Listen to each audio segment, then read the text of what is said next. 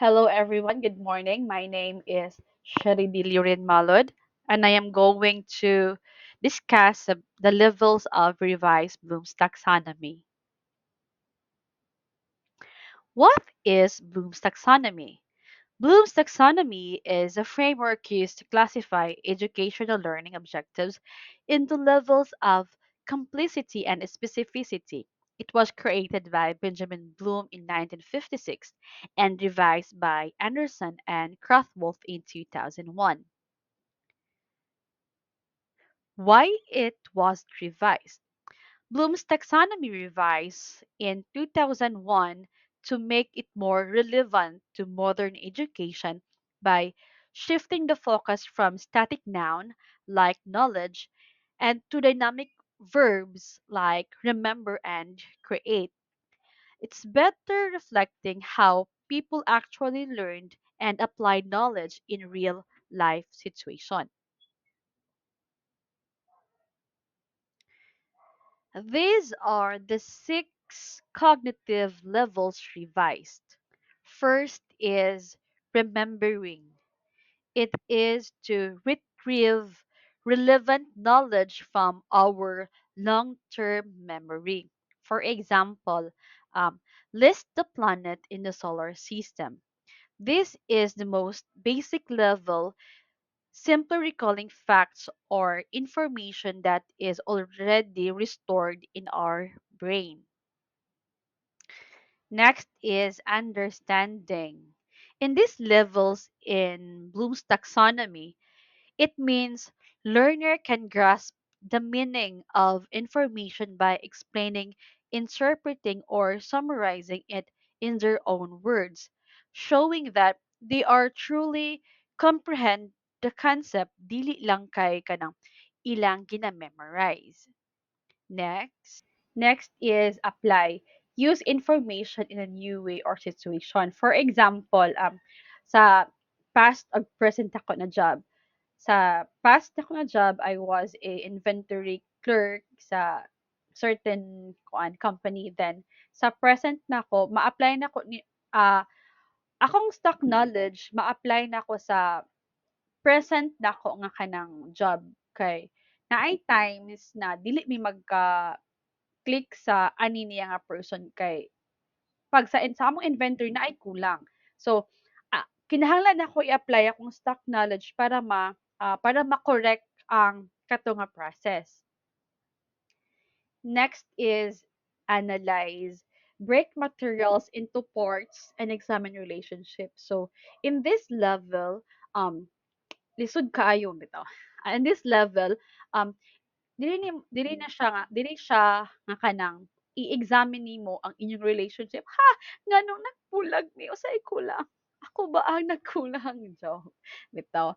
Ah, in this level, the learners break down learn information into parts, determining how they relate to each other and to the overall structure. This involves differentiating, organizing, and attributing naman mo to siya. So in this part, before ka mag kanang mo yes charot.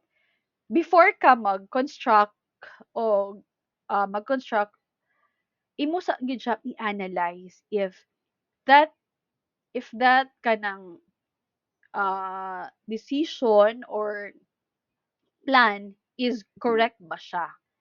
Then next is evaluate. So make judgment on criteria and standards. So in these levels, um, the learner makes decision based on reflection, criticism, and assessment. Making well-informed decision requires through understanding, and a lack of knowledge may lead to poor decision making. So, kinahanglan like sa students, dili siya angay mo adto sa grade 2 unless di pa nimo siya ma-evaluate if your student maayo na ba siya mobasa, musulat, ani nga mga kuan, kinahanglan pa gid nimo siya i-evaluate. Next is to create.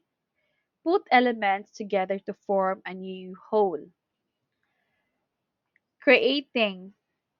The learner generates new ideas and information using previously learned concepts.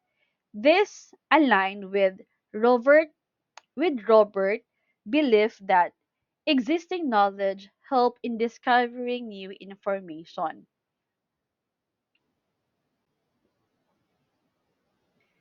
The original Bloom's taxonomy had only three knowledge dimensions: the factual knowledge, the conceptual, and the procedural knowledge. But the but in 2001, the revision added one fourth dimension, which is the cognitive knowledge. The first knowledge dimension is the factual knowledge. It refers to central facts, the terminology and details students must know. For example, the basic knowledge in math, reading, and writing, also known as the three R's: the reading, writing, and arithmetics. So, in factual knowledge, it includes terminology, details, and specific tasks. Next is the conceptual knowledge. It involves classification principles or generalization theories, models, and structures relevant to a specific subject. For example, in theory, cognitive learning theory, conceptual knowledge helps in processing information accurately. Like sa conceptual knowledge. Next is procedural knowledge. Is the how knowledge about knowing how to do something and carrying out steps or techniques to complete a task or a problem.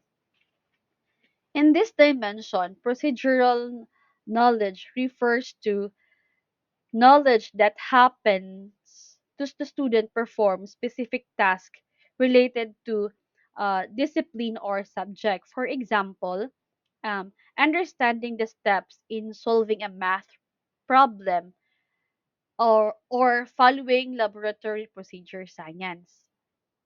'Di ba sa atong science namang gyud na kanang ah tawag ani siya procedure steps by step.